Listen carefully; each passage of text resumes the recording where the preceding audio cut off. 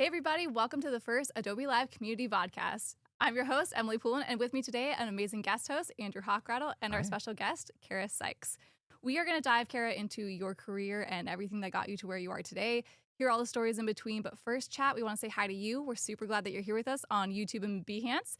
Andrew's taking a look at everything that's going on there. You're right here with me. There you are. So we're glad that you're here. And just like all of our streams, we would love if you're a part of it.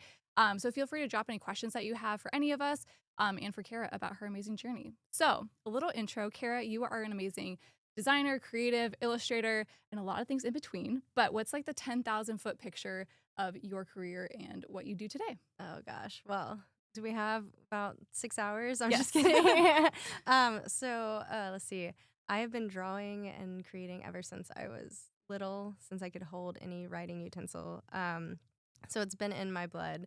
And so I went to design school, and then after that, a lot of freelancing, I've done creative agency, I've done in-house with tech, and I'm currently in-house at a gaming studio. And all between there's so much. It's hard to do like the 10,000 view, but I've tried almost everything, I feel like, and explored a lot along the way. I am also a mama to two beautiful boys with my wife, and I'm very proud of that part of my life too. I love that. I forgot that I actually have your website up too. So if we want to jump over to my screen, we can show a little bit of your work and provide a little more context to that 10,000 foot view. Would that be okay with you? Yeah. Okay. You can see my screen right here. Yes, I might turn it Yes. for you a little bit. Here you are. Yeah. So you'll see on my website. So I kind of live this, not that I live a double life, but I've got kind of this like split thing where it's like Carra Sykes, artist and creative that gets hired for like the work that I create. So like illustration, design, and that kind of realm. And then I'm also Carra Sykes, design leader, where I've been a people manager, and I worked with clients that didn't emphasize kind of my specific creativity. I would do stuff to form like kind of mold in the whatever the client wanted. So my website is mostly like my creative work. So you see a lot of me in that. Yeah, I would say my website is very much like very me, very, very me. But I think it is missing a lot of the work that I've done in the agencies and what I've done at in-house at a tech company, and now even the gaming company. But I think the gaming stuff would probably go on my website because it feels more like me. That's fair. So on your website, you tend to put work that you identify with and not necessarily the full scope of what it is that you work on. Yes. Which I feel like is true for most creatives. Andrew, is that something that you would say is true? 100%. Yeah. Cool. How are we doing with chat? We're good. I'm checking in. A lot of people are checking in and saying hi. Serge is here. Andy is here. Jess from Women of Type, friend of the show, is Woohoo! here. So chat, if you ever have questions, feel free to put them in there. I am monitoring both chats on YouTube and Behance, and so I will be your voice and speak loudly on your behalf to ask questions if you have any for us here on the show. I love that. Okay, so I kind of want to go back to the beginning of your career then. So you said you went to design school. What did it look like for you immediately after design school? Yes. So I was telling them earlier, I'm a very ambitious person. I really believe in a lot of things for myself. As a kid, I thought I was going to grow up to be a pro soccer player and design my own cleats and design my own kits because I was really into fashion and things like that. And I realized in school, I actually played soccer for a little bit in college, and then I transferred to focus on my career in design. And I realized that I wasn't going to be a pro soccer player. That's a hard day. It was, but I was able to take that. And so design, I wanted to focus on design. So I thought right out of school, I'm going to get the most sick job at a creative agency. Right. I'm going to be, I don't think Mad Men was around then, but I just had this vision for myself. I'm going to move to New York, California. I lived in North Carolina at the time.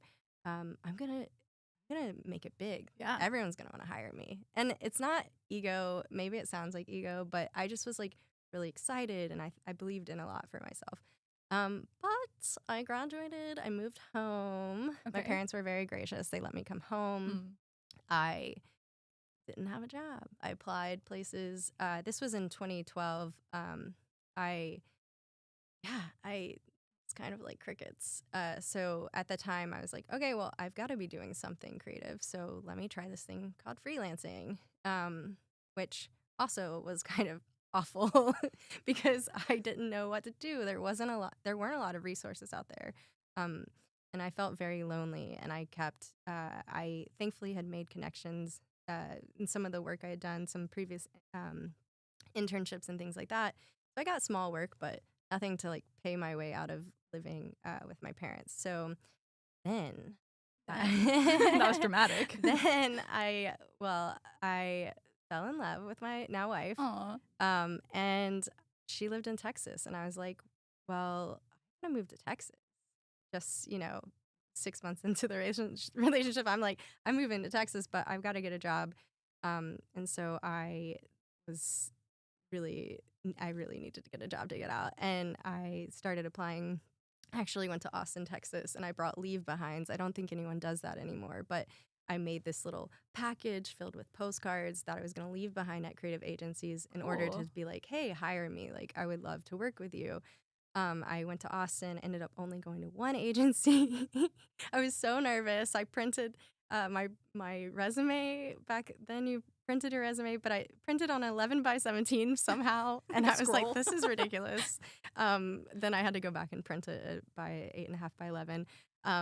And I didn't. Needless to say, I didn't get a job in Austin, but my wife worked with someone who knew of an agency in Houston, and she was like, hey, they're hiring, apply. So I applied for the job, and they wanted to interview me, which was really exciting. We get an interview, and they said, take us somewhere special. But I didn't live in Houston, so I had to have the interview in my parents' house.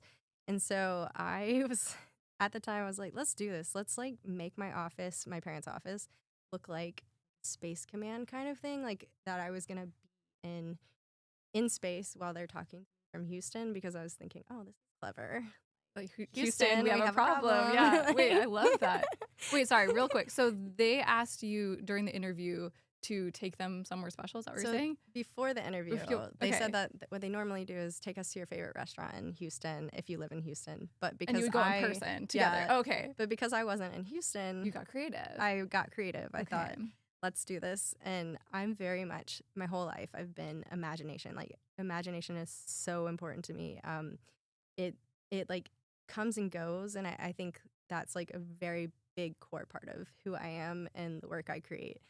And so I made the office. I put up like one of those blankets you wear after running a race, like the shiny metallic, ones, yeah. and made the whole setup and all that stuff. And the interview went really well, and I felt very comfortable. I felt very myself. I find that when I don't feel myself, then it just starts going downhill from there. And I've had interviews that have been awful because I just didn't feel myself at the time. And they ended up flying me to Texas for an in-person interview, and I was so nervous. And we went to a brewery. We're sitting around. I hung out with them. I really connected with them, which was great. And during the interview, they asked, do you have any web design experience? And I honestly said, I don't have that much, because my school actually was more print design. So VCU, Virginia Commonwealth University, go Rams. Shout out. We were very much a print first. It was like 2008.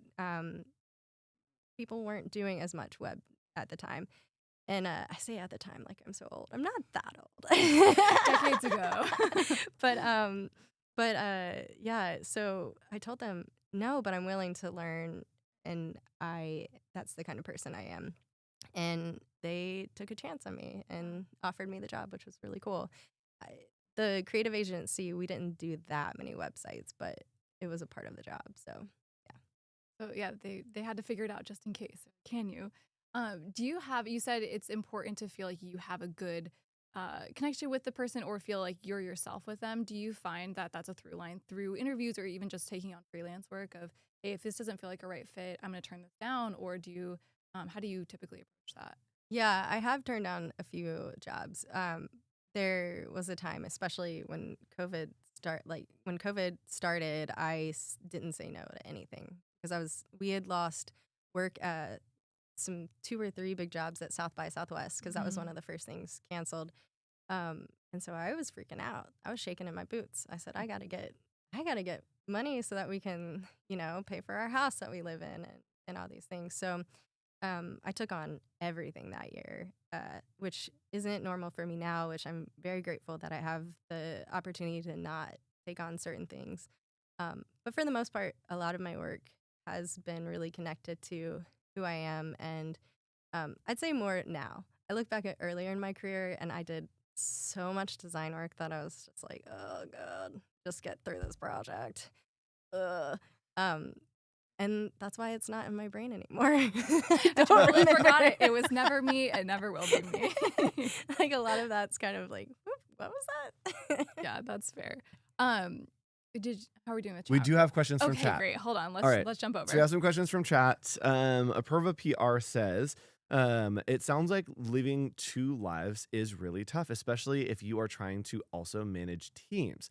How do you manage doing personal work, especially things like updating your profile? Yeah, the updating my website has always been unfortunately, it's kind of a back burner thing. I was telling them earlier that I am working on a new website, and it's kind of this combo of bringing those worlds together. I'm going to be presenting myself more from the creative leader standpoint, and that's going to be kind of hard for me because I find a lot of my illustration work and things in my identity. It's like so true to me. So I have to find a way to marry those 2 worlds because at the end of the day, I am only one person. Like, we have Clark Kent, we have Superman.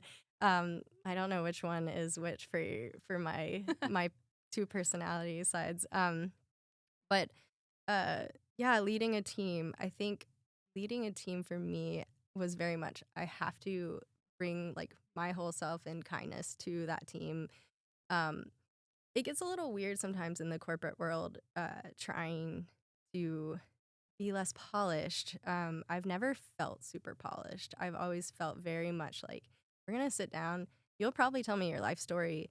I don't know why. Is it the face? I don't know. I get the thing, like when you're at the mall and I'm like, I think I have resting smiling face instead of resting other face. And so finding that balance to get that kind of leadership respect in a corporate situation, as well as being someone that people can trust, not just because your title is quote unquote bigger than theirs or anything like that. So a lot of that is I still want to lean into that. And when I don't feel that way, that's where I start feeling like, okay, this is weird. Something's off. I trust my gut a lot, I would say, for almost everything. We have 2 more questions from chat. Wow, chat. If that's okay. Thank you, chat. Yes, thanks, chat. Appreciate you being here. Great question from Mona. Is it too late to start building a career at 39 years old? What should be the first steps to accomplish that? Thank you so much. It's I'm 37, so I actually have been thinking, I'm like, should I do a different career? Like, is this, am I gonna have my like next life? I think I'm gonna stick with the creative industry for now because I feel like I'm good at that and I like it. But who knows? Maybe I'll become a chef or something. I don't know. I don't think it's too late. And what's cool is we've got the internet. There's so many options to like learn more about everything and so much more now than ever. There's courses for everything. So like just because you're 39, and that is young for a lot of people. I think back to yeah, like some days I'm like, oh, I'm feeling it. Getting up out of bed, I'm 37, but please do what you want to do because for what we know, we only get this one life. So Yep. Make it what you want it. And speaking of courses, you are going to be doing a course with us in the Career Center. Yes. So a great question from chat of how do we start this new career? Is it too late? It's never too late. My camera. We have a new Career Center that is live on Behance. It's actually, let's see, if I'm here, it's probably right up over here somewhere. It just says Career Resources. You can go to behance.net/resources, and we have courses that are available there for you. They are free for you to take, to learn. You have one coming up shortly if you want to learn more. But go check out those resources, take a course, and then you can actually get your first job with Adobe by applying for a commission. So go check that out, behance.net/resources. It's a great way that if you're just trying to switch and learn from your career, we can help you get paid, get us in your portfolio, and get you the knowledge that you need. So go check that out. This episode brought to you by Career Center. One more question that is from chat, that is from our friend Jess, is saying, where did you get your eyeshadow? Where is that sparkle from? Give us the look. We were just The real talking about this. questions. Oh my gosh. Y'all, I don't remember the name of it, but I think it's like some type of mermaid thing. But I got it on TikTok Shop, which I never thought I would be a TikTok shopper, but Yes. I clicked and I got. And it's working for I you, got this though. on Instagram shop, whatever. I got it delivered ad. So today, sponsored by Shopping Too Late Social at Night. shopping.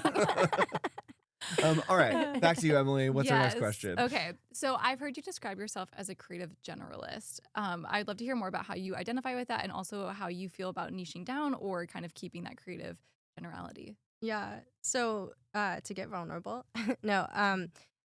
Throughout my career, I've always been like a little insecure that I didn't have a distinct style. Like I see these illustrators that have a very specific look, and it kind of was like, oh well, am I ever gonna get kind of the work they're getting because they're getting hired because their work looks similar and all this stuff.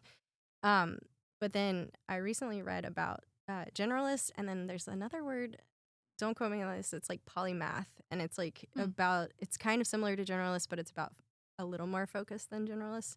But essentially, this idea of having many skills instead of just specializing in one. So I'm not specializing as like a lettering artist, but I, specific as that, because some people are like identify and only do work as a lettering artist, and they're brilliant at it, and I could never do what they do. But I can bring to the table a few different skills that can kind of synthesize together and bring something that can build something that creates a unique impact.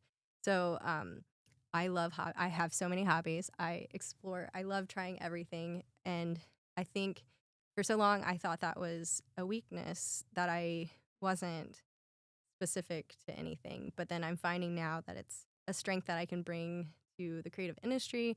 And some people are looking to hire that rather than specialists, because they know that I can wear many hats and I can do many things.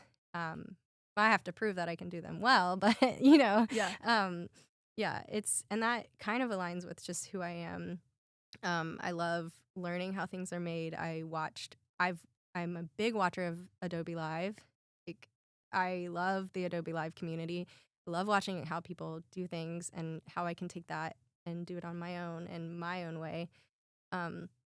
So yeah, I stop. I love learning so much. We're not going to stop you. You can keep going. I am curious though, what hobbies do you have that like continue to inspire your creativity? Gosh. Well, I try not to have a lot of hobbies that I want to turn into Profit? money makers. Yeah. That is hard. And that's really hard because as a creative, sometimes it happens. It happens. I used to sew banners I had like my own thing. I'd go to art festivals and sell banners and stuff, felt banners. But I realized quickly I didn't love like having to constantly make these custom banners. But I love sewing. And so sewing's really something I love. That's a hobby I do. And it makes me, what's really cool about sewing is it's like you have to think about 6 steps ahead and then 6 steps backwards. So it really works your creative brain in a way that I think also design does.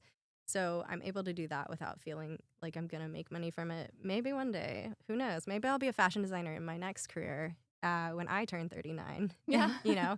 And then I love to cook.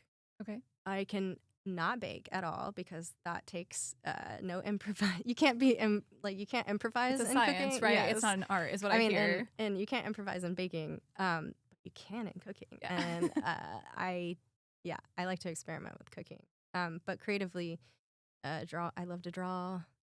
I don't know. I'm trying to think of all the hobbies. What else do we do? It's hard to know them on do. the spot. You can Yeah. think about it. Yeah. There's a great TED talk by, I think it's Marianne Bontales, and she talks about this idea of like cross-pollinating and how she always goes to a conference that's outside of the creative industry every year. And I thought it was so interesting. She's like, I'll go like to a botany conference and learn about like the logistics of mathematics of what's next. And she's like, I'll find a conference and just go and be the only creative Great. there and just like take in whatever they're talking about. And even though it's over my head, like it can be inspiring the way they're talking about it or seeing something. And I was like, that's a really interesting way to like expand your inspiration, is be like, let's go somewhere that I totally don't fit in and just like take from them and see what I can borrow and then like mix into my own creative practice.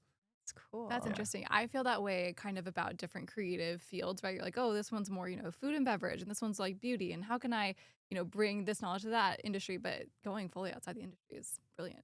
Yes. Ooh, I might have to write that down. Although I was thinking like analyst or like a math conference. And I was like, I don't know, but I'm sure there's something there. There's something Botany there. sounds way better. Yes. And those people can party. That's the more boring the conference, the better the parties. That's how it always is.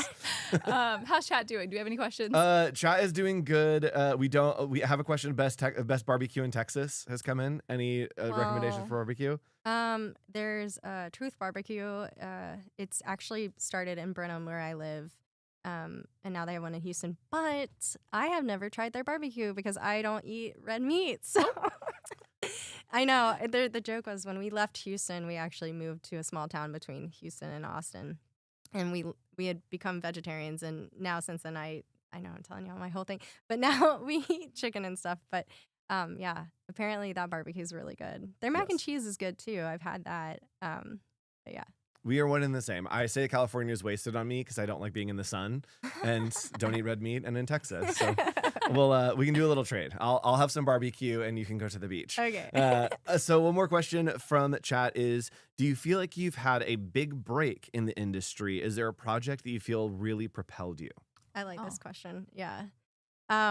So at that creative agency, I started getting burnt out, and I was like, I don't know. But I found my love again for illustration and the design world. So leaning into that kind of like illustrative vibe with my work. And actually in San Francisco, I met someone who worked at Instagram at the time. They were kind of a part of the community manager stuff with Instagram. And I'm getting somewhere with this, I promise. They had seen me post my work on Instagram, and they were doing a new picture where they were getting artists in the community to create stickers. And this time it was for Pride, which was really exciting for me. I had never really created any queer artwork, and it was one of the first times I actually got to create something really, really, really from my heart. And it was a very visible project. Like, a lot of celebrities were using these stickers. I was like, wow, this is so crazy. And I loved that project too, because when I finished and I like gave it up to the world, it really didn't feel like mine anymore. Like, I knew I had created that, but I almost like forgot that I had spent the time like concepting, and I had spent the time in Illustrator like perfecting the pixels in the way that I wanted to. Because at that point it meant it was bigger than me and bigger than my work. It was helping people feel seen. It was helping people express themselves, and that was so cool. And I think that was I can go back to that being probably my spark in my career jump. And then from there, I started doing a lot more work. Yeah. I feel like that's almost a through line in some of your work, just looking at your portfolio. Like, you're involved with the Good Co. and other things I think help magnify voices of other people. Is that something that you're passionate about, or just that you find yourself falling into frequency? Yeah, very much so. Like, even going back to grade school, I always just like, my heart just was like for the kids that like got made fun of, or like even, I mean, I got made fun of, but I'm very thankful because I never felt defeated. I never felt like there was times I was like really sad about being made fun of, but then I was just like, I'm me, like, this is cool. Now it's different. My coming out story was a little later in life, but I've always felt very much myself throughout my life. And like I was saying, I have a hard time being like if I don't bring my full self, then it's just like, it feels weird.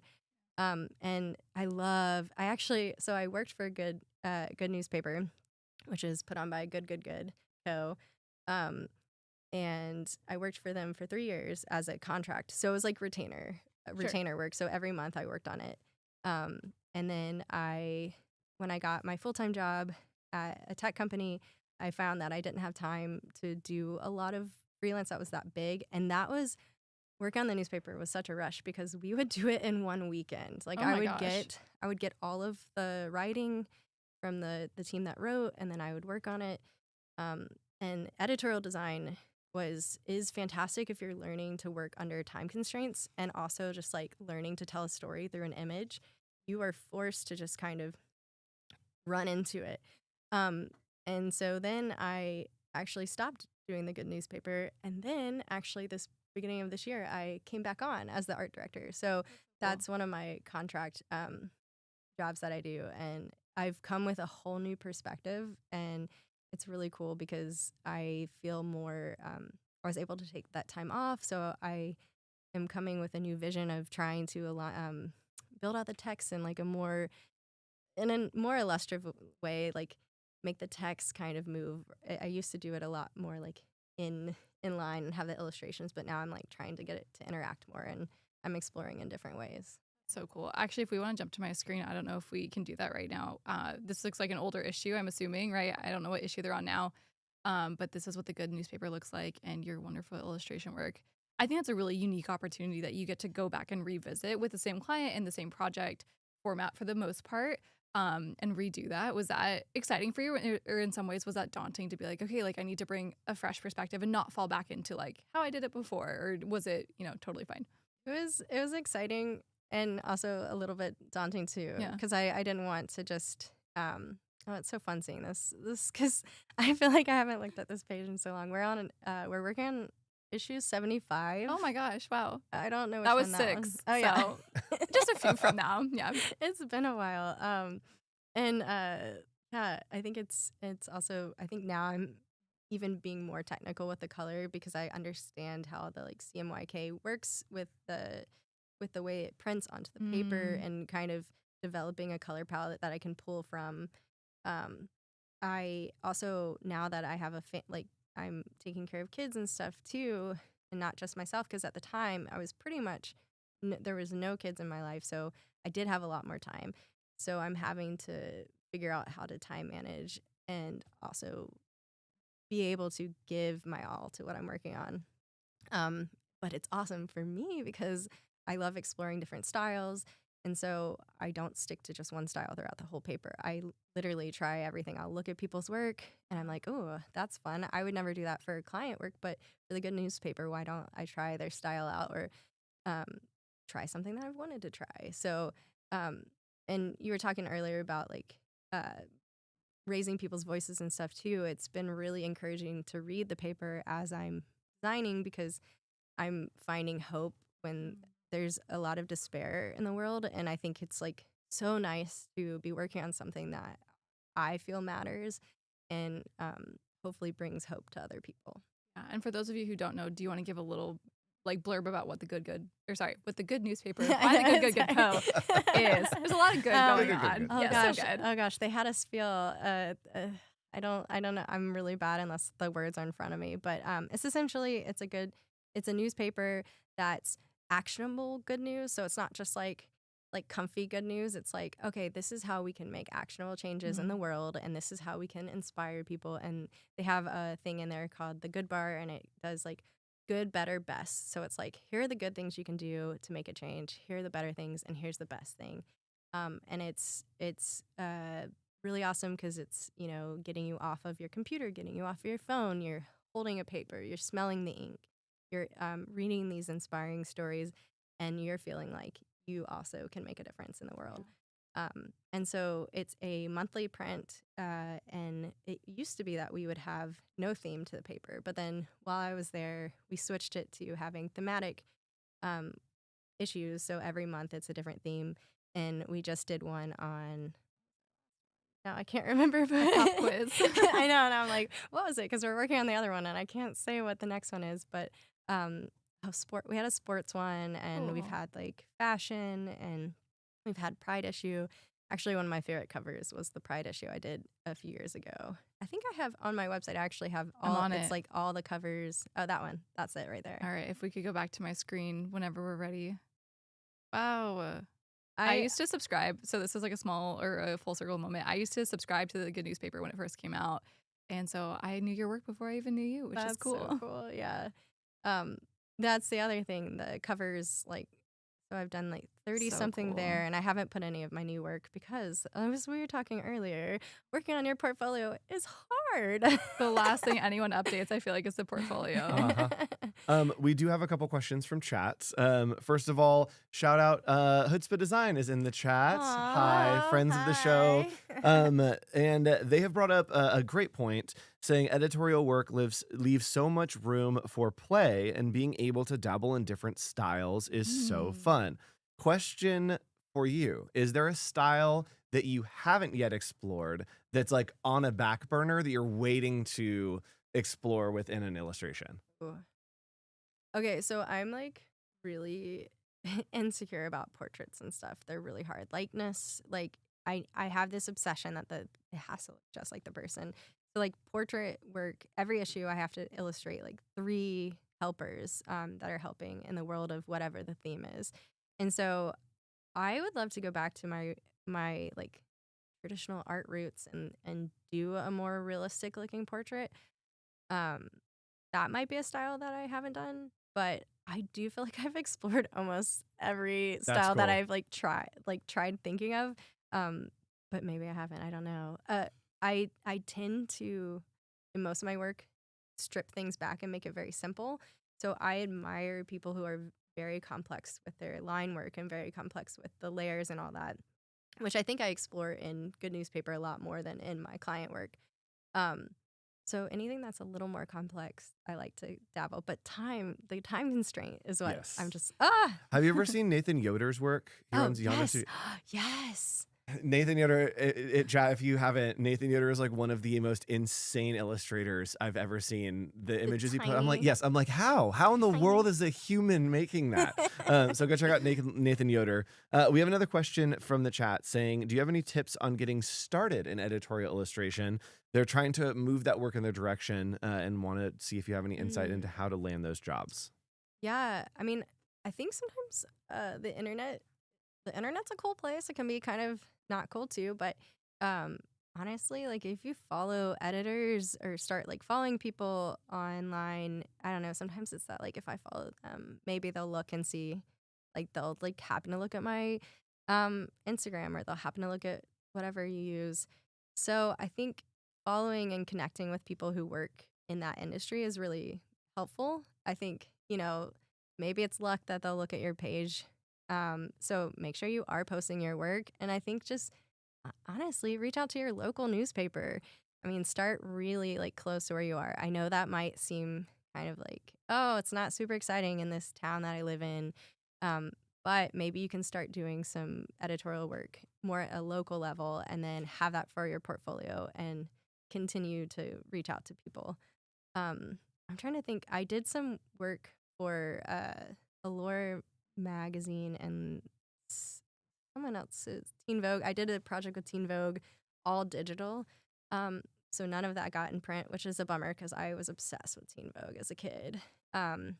Had so many of those magazines. I don't know where they went. But yeah, I would suggest starting to try to connect with people online and that way. Yep, community is so important. And if you're looking for ways to find community, cut to where's my camera? Hey, if you're looking for ways to find community, you can learn more from our friend Cara here by taking her course on our Adobe Career Center.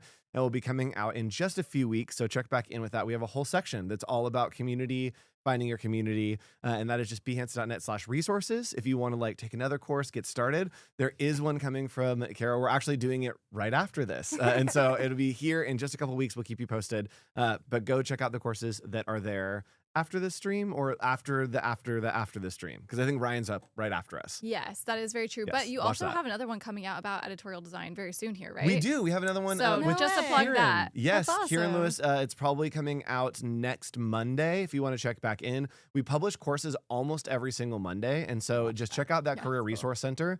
It is coming out with Kieran, and it is all about using design to impact your communities and how you can create impact by using design. It's not just about how things look. Sometimes it's about how it affects the people around you.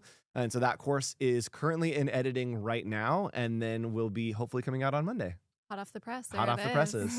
Literally. And yes, file new. Watch file new.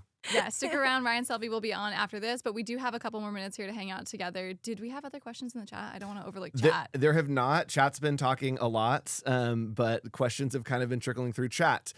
Focus, chat. Honestly, where are you? Yeah, love the conversations. If you have questions, drop those questions in the chat. We did have one from Sean that came through. When are you going to stream again on your own channels? Oh man. On your own channels. Well, you are streaming with us tomorrow. Yes, I am streaming tomorrow here. I used to stream on Behance, and that is no longer. So I need to find a platform. Should I do YouTube? Should I do Twitch? I don't know. Your Twitch is the next, the new should frontier. I do TikTok Live? I don't know. Yeah. Let us know, chat. Let us know where Stay you want to see. tuned. Yeah. Streaming is one of my favorite things. Yeah, because it's teaching. You guys, we will be back in a couple seconds here.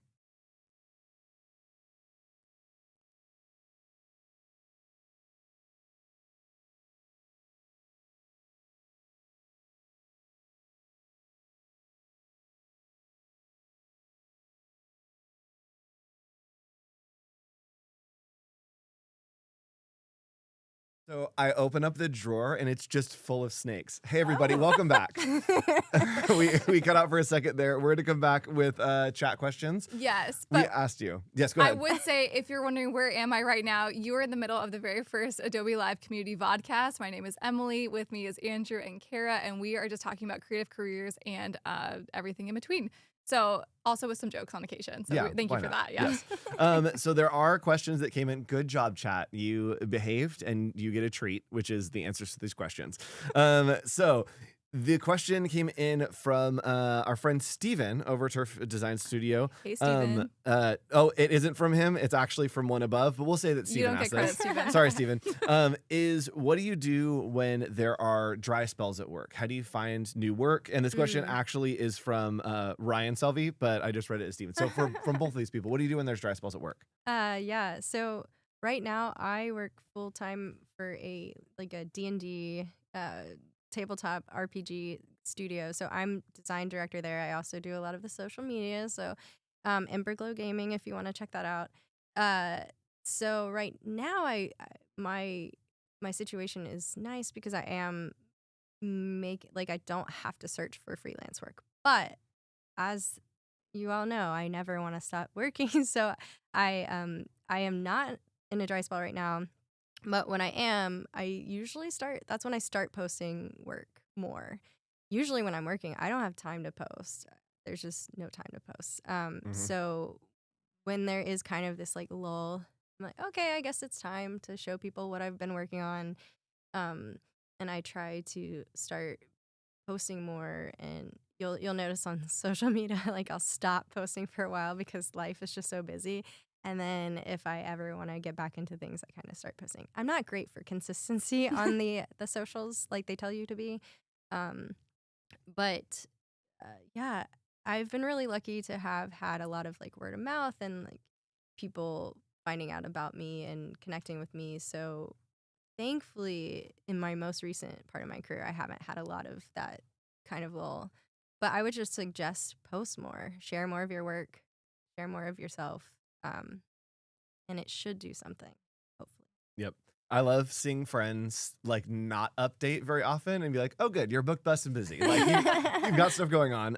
Which our next question comes from one of those people that goes dark for a little while. And I'm like, you're working on something over there. Chutzpah. Do you wear many hats in the newspaper? Do you photo, design, interviews? What are you kind of focused on within the newspaper? So what I love about the Good Newspaper is everything, but I also love that I literally only do cover the illustration work throughout, type, layout. I said only, and I'm like listing I was like, like that's 20 the whole things. newspaper.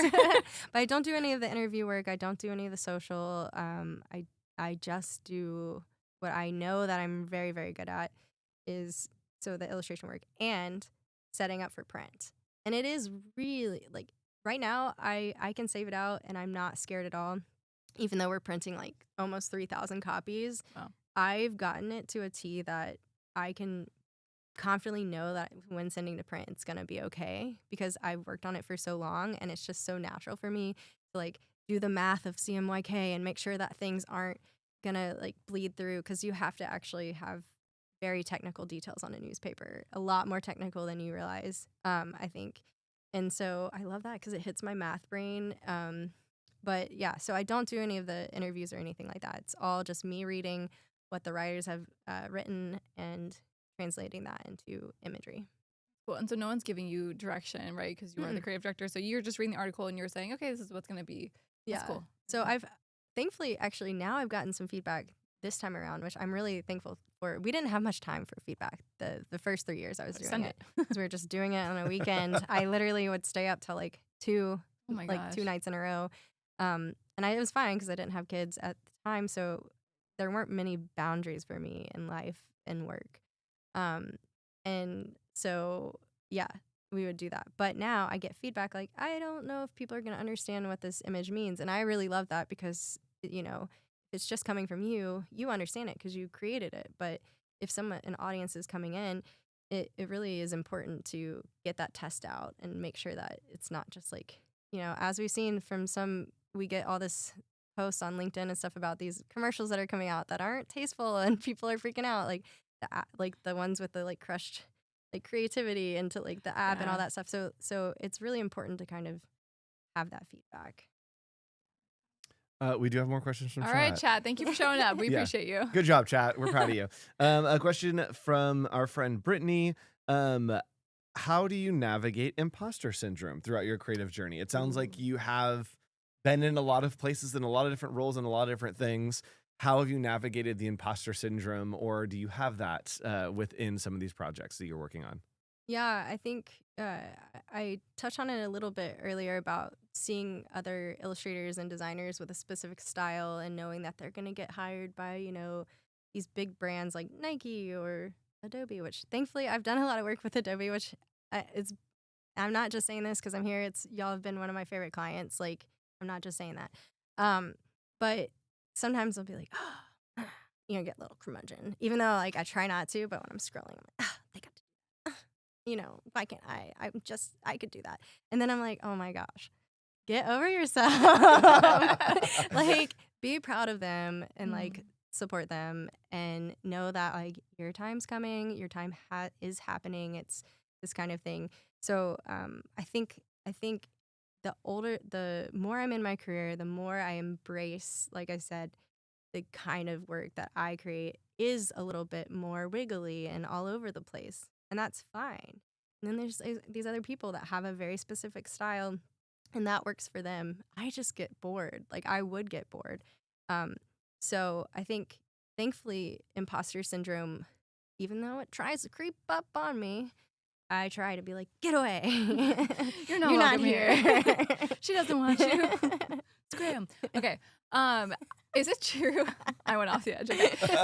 Is it true that you went to school for fashion design originally? I did. Okay, yes. tell us more. Yeah. So I played soccer and I got recruited for a school that has fashion. I actually went to FIT. I didn't go to FIT. I went up there to visit.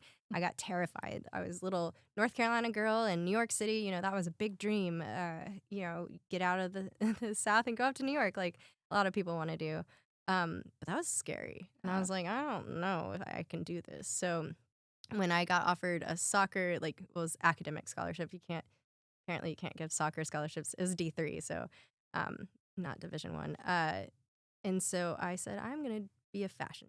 That's what I'm going to do because I love costume design. Watching movies growing up, I wanted to learn how to make everything. Watching Star Wars, I was like, I got to make a Jedi robe. I got to like I got to make it and it's got to look exactly like it does on camera. Like there's an obsession of like, it's got to be the right fabric and I got to do all this stuff. So fashion design was my kind of going to be my gateway into like costume design, which a lot of schools don't offer costuming.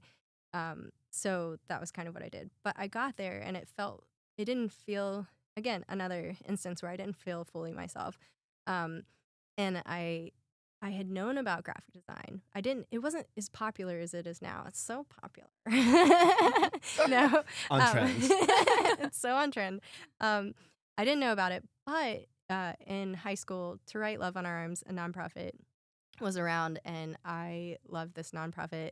And their biggest thing was like selling shirts to spread the message and of hope. And I was like, that's really cool that you can make a visual again that can help people find help. And so I kind of thought, okay, maybe this thing, what is that? Oh, I heard of this thing. It's graphic design. Okay, maybe I should study that. So I ended up starting taking graphic design classes at this school, and then I got hurt my sophomore year. That's when I was like, okay, I'm not going pro in soccer. I wasn't headed there anyways, so I want to focus on my career. So I ended up, I studied abroad. I decided that I was going to transfer schools, and I transferred from a school in Raleigh, North Carolina to Virginia Commonwealth in Richmond, Virginia. Always ambitious to like go off on my own. I went to study abroad when I was 19 by myself, didn't know anybody. Went to Richmond, Virginia, didn't know anybody. That's been a big thing in my life. But yeah, fashion design. So that's why I'm starting to make clothes. And one of my goals is to actually make like a jacket, like an actual like whole wearable outfit at some point. I'm not going to put it on like this year because we're already getting towards This year is almost done. Yeah. But I started making clothes for my kids because it was easier to start small, and like tiny things are cute, so why not? So yeah, I'm gonna do it. Probably gonna make some little boo-boo clothes at some point, but we won't go into that. Make it work. Yes, and yeah, exactly. Tim Gunn, I loved Project Runway. I loved watching them make New stuff. season tomorrow. And I know I need to get back into it. But yeah, fashion, it had that like brain of. It's very similar to graphic design because it's like, how can we be ahead of the curve or make sure that we're at least in step there. Yeah. Okay, this is going to be a little bit of like a career question for you. Since you manage people, what are like the non-technical skills that you're looking for when you hire a designer or another creative person? Yeah, I'm very adamant about communication. Like I need to hear things, not in the micromanaging way, but I just need to hear that, one, you're doing okay. And I need to know that they're going to be good at talking with me about things and being okay to feedback. So that's kind of hard sometimes when you're hiring because you can't test that out. And I've only been somewhere where they have a test project. So like it's hard because, you get in and, a few months later may or may not be the right fit. Yeah. And that's tough. Yeah. So when you say like good communication, is that like they are updating me ahead of time, or what does that look like in like the application for people who are new in their jobs or changing careers? Yeah, I think it's really important to let people know when you may or may, like, if you know that you probably won't get something done on a timeline that you have written out, let them know ahead of time, and then you can shift the timeline. It's those kind of things. It's like, it's empathy building too, because it's, everyone's relying on everyone through this chain of events. And so if you can be open to that conversation, I think it's really important. My advice for people is to definitely share like your process and where you are at in the process. Cool. All right, how's chat doing? Chat's doing great. We're talking about Chutzpah has another edition of the book coming out, so we're talking about that. An incredible book. We also are talking about mentors. A question from our friend Jess. Are you mentoring anyone? One, she's interested. Two, are you mentoring anyone? And did you have any mentors that you would want to shout out or that like have helped you to develop into who you are today as a creative? Yeah, that's a great question. I have occasionally done a little mentoring for like some kids at Texas A&M have reached out. They were one of my first speaking gigs was at the graphic design department there. But I haven't really done any mentoring outside of direct reports. Like I I know the corporate is very hard for me, but I'm good at what I do. So no, I'm just kidding. So I haven't really had a lot of uh, one-on-one mentoring. I would love to. I love like one of my favorite things about streaming and like showing my process is educating people in a different way and in a non-sterile way. It's like very here's me and like this is how I do it. You can do it this way or you can invent your own way from what you've watched. But of course there's been so many people in my career that I've helped. Like I mean, Amy and Jen, like they've been great. Um, People along the way that have like spoken my name in rooms that I'm not there, like that in a way is mentoring. I feel like because it's like taking care of you. And recently, I had never talked to anyone. I had never had like a career coach or anything. But my friend Andy has been really. I'm so grateful for him because he's been helping me, kind of just like figure out how to present myself because I have felt so floaty and like I do all these things. Like, how do I show the world that I do all these things and that I'm capable of bringing so much to whatever project I'm working on? And so Andy's helping me kind of like work on my story and make it cohesive. It's funny because we're storytellers, but like telling our own story is the hardest. The hardest, It's so yeah. hard. And so I am working on redesigning my website, which is So stay tuned. I was gonna do it before I came here, but then I said, Cara, chill out. Like you have time. Don't try to force yourself to do it now. I love that advice and hearing that from a creative because I think so many younger creatives or people that are like in the industry that are trying here, like you have to do it now. You have to go now. You have to be posting 3 times a day. And I love when creators are just like, what if you didn't? Just don't. Like it's fine. And like it's a cool outlook to hear from a successful creative like yourself that it is like live at your own pace. Like don't go crazy. Whatever you need to do, it's fine if something drops. Like just figure it out. Yeah. Yeah. Make it work. Make it work. Exactly. As they have said before, make it work. I love that. Okay. We're in the last final minutes here. I would love to hear about an interview that either went really, really well or that you were like, wow, that was a really big learning moment for me. Well, my interview for the tech company that I worked for, they had emailed in the email. It was like, hey, something about a presentation. And I was like, oh, cool. They're gonna like show me how they work so that I can like figure out how I can fit into their thing.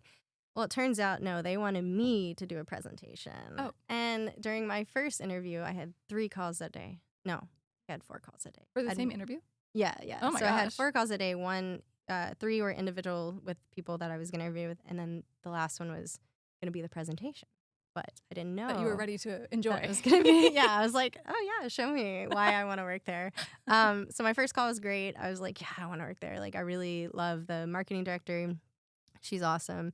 And then my second call was with the founder at the time, and she was great. She had found me she wanted to interview with me because of the Good Newspaper, which was really cool because I had no experience in tech. Yeah, me too.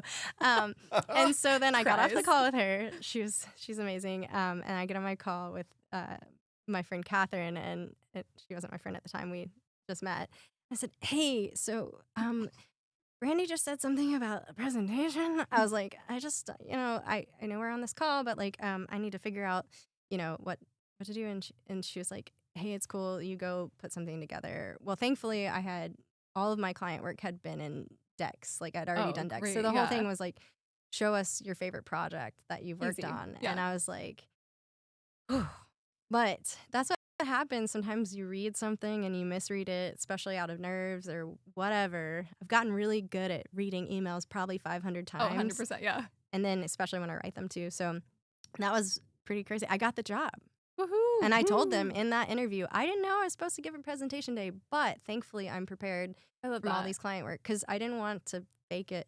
I was like, look, I goofed, but here's me. I think that transparency is so crucial, especially when you have not necessarily like a mistake, but a misunderstanding of like, hey, I didn't know this, but like this is what we're gonna do, and moving forward with that. I mean, so you landed it. Good on you. That's too Thank funny. you. All right. Well, you guys, this is bringing us to the end of our very first episode, our very first podcast, which is Yay, amazing. We did it. Thank you guys so much for joining and tuning in. We will be back next month with another episode 2 of the vodcast, but stick around because up next is Ryan Selvey with File News, so don't miss out on that either. Bye.